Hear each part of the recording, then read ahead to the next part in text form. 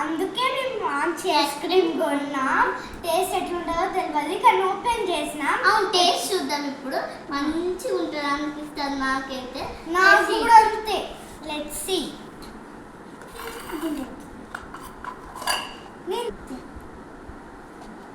ఇంట్లో తిన్నా.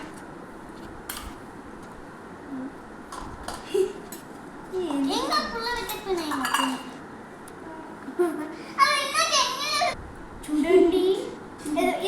ఈ క్రీమ్ మొత్తం తిని కప్పులాగా కప్పుని కూడా తింటాం. కప్పు కావాలి.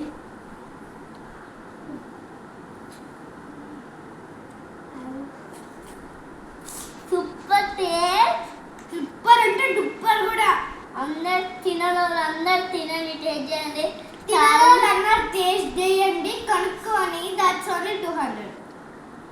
చాలా బాగుంటుంది. బాయ్. Wish you all.